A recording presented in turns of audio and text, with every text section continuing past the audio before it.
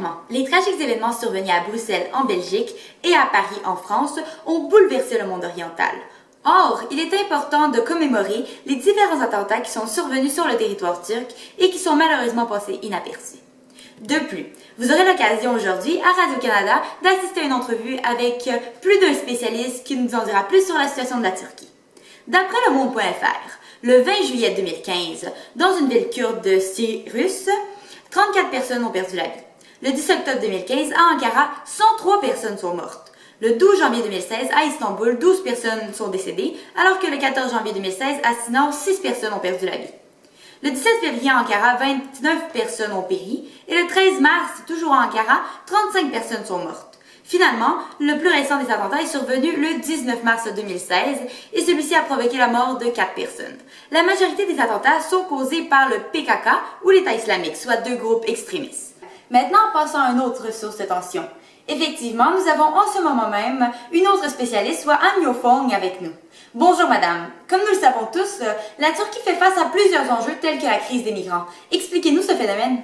Après le monde.fr, le 18 mars 2016, à Bruxelles, il est annoncé que l'Union européenne vient de signer un nouveau pacte avec la Turquie, afin de tenter de régler la crise de la mer Égée et de dissuader les réfugiés syriens d'entreprendre un voyage illégal vers les frontières européennes.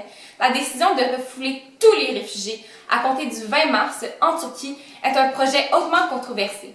En effet, pour chaque Syrien qui demeurera sur le territoire turc, un Syrien sera admis sur celui européen via un corridor humanitaire.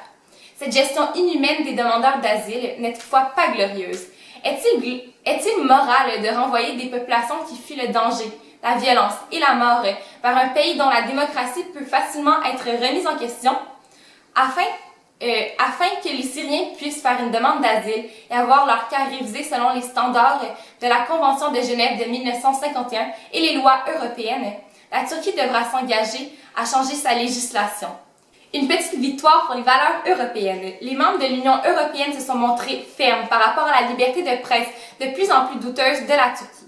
Rappelant que l'Union européenne attend de la Turquie qu'elle respecte les normes les plus élevées qui soient en ce qui concerne la démocratie, l'état de droit et le respect des droits fondamentaux dont la liberté d'expression. L'Europe s'est engagée à verser une somme additionnelle de 3 milliards d'euros à celle accordée fin 2015 à la Turquie pour la gestion des réfugiés. L'efficacité de ce projet est remise en question. Tous ces renvois nécessiteront une panoplie urgente d'agents, tels que des juges, des traducteurs et des gardes frontières supplémentaires. Il faudra donc envoyer 4000 de ces professionnels aux îles grecques, le coût total s'élevant à quelques 300 millions d'euros pour 6 mois.